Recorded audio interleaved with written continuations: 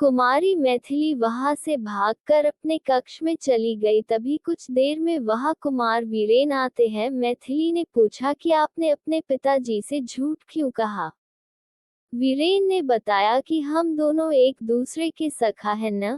तो मैथिली ने हाँ में सिर हिलाया। तो वीरेन कहते हैं तो फिर भला मैं आपको डांट कैसे पड़ने देता, इसलिए मैंने पिताजी से झूठ कहा। मैथिली वीरेन का हाथ पकड़ कहती है आपको बहुत दर्द हो रहा होगा ना। इस पर वीरेन ने कहा हाँ, आपने इतने जोरों से जो काटा है तो दर्द तो होगा ही। अब आप बताएं हम क्या करें। मैथिली ने कहा जब आप अपने महल जाएंगे तो इस हाथ का अच्छे से ख्याल रखना, ताकि घाव जल्दी भर जाए। वीरेन कहते हैं अगर आपको हमारी फिक्र है तो क्यों ना आप हमारे साथ चले, आप हमारे हाथ का ख्याल भी रखेंगी और हमारे साथ खेलेंगी भी। मैथिली मना कर देती है और कहती है अगर मैं चली गई और माँ वापस आई और महल में मुझे ना पाकर चिंतित हो गई तो नहीं, मैं नहीं आऊंगी। मैथिली ने जाने से साफ मना कर दिया और तब वीरेन एक सोने का माला अपने गले से उतार कर मैथिली के गले में डालते हुए कहते हैं इसे आप हमेशा पहने रहना, मेरी तरफ से आपके लिए ये उपहार है। मैथिली ने कहा कि मेरे पास तो आपको देने के लिए कुछ भी नहीं है। वीरेन कहते हैं कोई बात नहीं, अब रात हो गई थी। इतना कहकर वीरेन सोने चले गए। अब अगली सुबह ही वीरेन और उनके पिताजी भी अपने सिपाहियों को लेकर अपने महल चले जाते हैं। 6 महीने अब पूरे होने को थे। जैसे जैसे बच्चे के होने के दिन नजदीक आ रहे थे, स्वामिनी हर दिन अम्बे माँ की मंदिर जाया करती और प्रार्थना किया करती थी कि हे अम्बे माँ, मुझे आशीर्वाद में पुत्र ही देना जो बल्लभगढ़ के राजमहल का इकलौता वारिस होगा। अब 6 महीने बाद रानी स्वामिनी को पुत्री हुई। दाई ने कहा महारानी जी आपको पुत्री हुई है, बिल्कुल हिरनी जैसी आंखें और दूध जैसी सफेद। महारानी जी आपकी पुत्री बहुत सुंदर है। स्वामिनी को पुत्र न होने पर अफसोस तो था, पर वह जब अपनी पुत्री को गोद में उठाए तो बहुत खुश हुई और कहती है मैं इसे दुनिया की सारी खुशियां दूंगी, और सब कुछ भूल गई। अब स्वामिनी अपने पुत्री का नाम सिया रखती है। कहती है एक मैथिली तो पहले से ही थी और अब सिया भी आ गई। माता सीता जी का 2 रूप मेरे महल में विराजमान है, मैं तो धन्य हो गई। माँ आपका बहुत बहुत धन्यवाद माँ अम्बे। कुछ दिनों बाद स्वामिनी सिर्फ अपनी पुत्री का ही लालन पालन किया करती थी और मैथिली को देखती भी न थी। उसने मैथिली का बाहर आना जाना सब बंद करवा दिया था। यहाँ तक कि वह अब बगीचे में भी नहीं जा सकती थी, सिर्फ अपने कक्ष में ही रहती थी। एक दिन स्वामिनी उनके कक्ष में आई और कहती है बहुत हो गया है आराम, अब काम धाम करने का समय आ गया है, चलो बाहर चलो। फिर क्षण पलों में ही वो नाटक करने लगी। पुत्री मैथिली इधर देखो, तुम्हारी छोटी बहन सिया, मैंने इसका नाम सिया रखा है, क्या आप इसके साथ खेलोगी नहीं? देखो कितनी प्यारी है आपकी छोटी बहन, आप देखोगी नहीं? मैथिली अभी स्वामिनी का नाटक समझने में बहुत छोटी थी, इसलिए वो सिया को देखकर बहुत खुश हुई और उसे खिलाने में लग गई और उसका अच्छे से ख्याल भी रखती थी। अब ऐसे ही कुछ समय बीत गए। एक दिन कुमारी मैथिली स्वामिनी के पास आई और उससे पूछती है कि मेरी माँ कहाँ है, वो कब आएगी मुझसे मिलने? और कहते हुए वो रोने लगी, पर स्वामिनी कुछ जवाब न दे रही थी। जब स्वामिनी ने कोई जवाब नहीं दिया तो मैथिली और ज्यादा रोने लगी, जिससे स्वामिनी को बहुत गुस्सा आने लगा।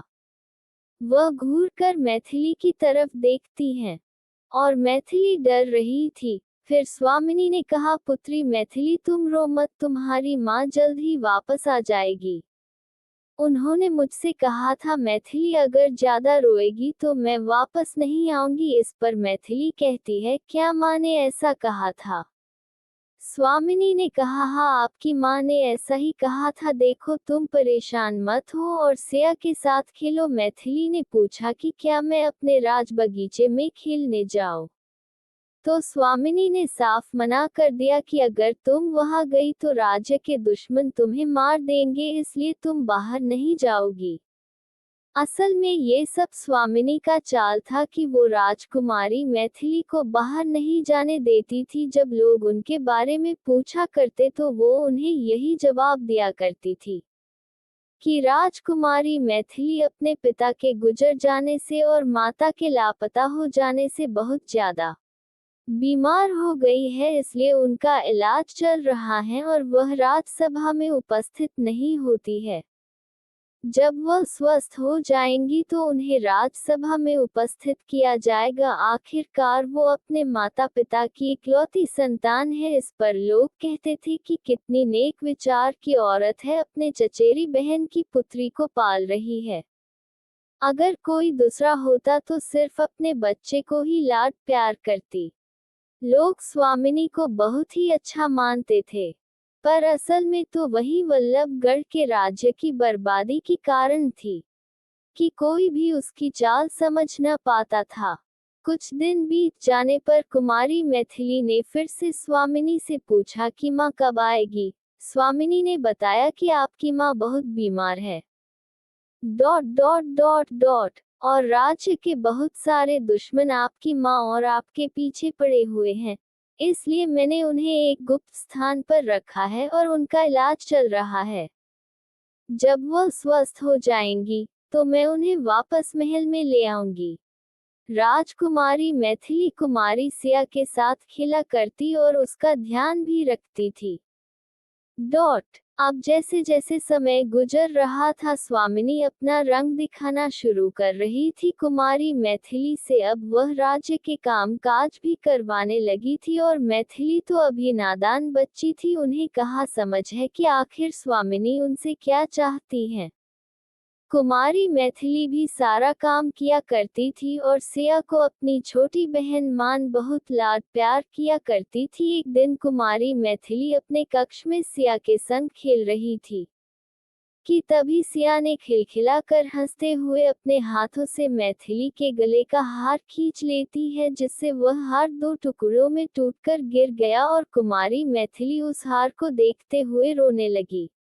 तब वहां स्वामिनी आती है। जब वह मैथिली से रोने का कारण पूछती है तो उन्होंने बताया कि सिया ने उनका हार खींचकर तोड़ दिया।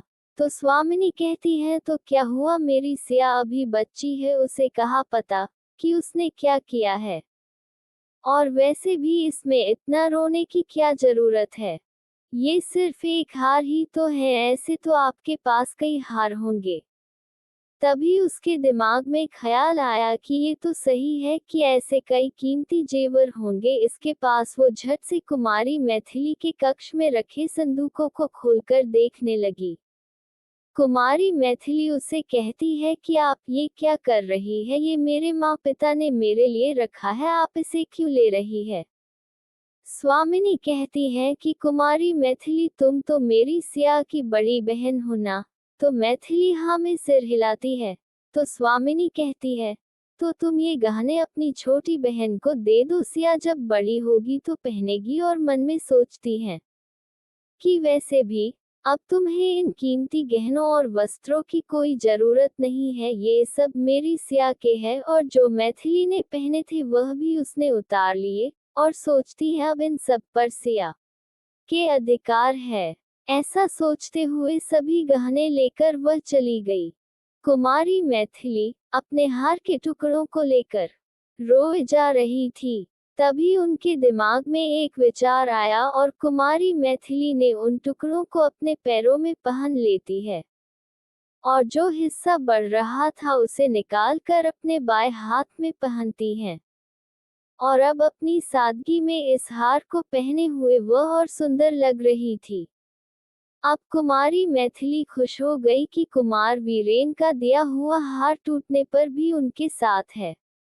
कुछ समय बाद रानी स्वामिनी के पास दरबारी आकर कहता है कि महारानी बाहर कोई आपका नाम लेकर आपसे मिलने के लिए कह रहा है, क्या मैं उसे अंदर आने दूं। स्वामिनी ने सोचा कि हो सकता है मायके से उसके पिता आए होंगे, इसलिए उसने अंदर आने का आदेश दे दिया। तभी वह उसका प्रेमी ओमकार आता है, जिसे देखकर वह अचंभित हो जाती है। ओमकार कहता है, मुझे तुम्हारी बहुत याद आ रही थी, इसलिए मैं तुमसे मिलने यहाँ चला आया। स्वामिनी कहती है, ऐसे शब्दों का उपयोग यहाँ राज्य में मत करो, कोई सुन लेगा। ओमकार ने कहा, तुम तो मुझे छोड़कर यहाँ आकर राज करने लगी और मुझसे बताया भी नहीं कि मेरी एक सुंदर सी पुत्री भी है। हाँ बताओ, मुझे क्यों नहीं बताया? सुनो स्वामिनी, तुम एक पिता से उसकी पुत्री को दूर नहीं कर सकती, ये तुमने अच्छा नहीं किया। तुम इतनी लालची औरत हो, मैंने कभी सपने में भी नहीं सोचा था। स्वामिनी उसे शांत होने को कहती है, पर ओमकार कुछ भी सुनने को तैयार न था। तभी स्वामिनी उसे समझाती है कि देखो, मैंने ये सब अपने पुत्री के लिए ही किया है। मैं अपनी पुत्री को एक अच्छी जिंदगी देना चाहती थी और कुछ नहीं।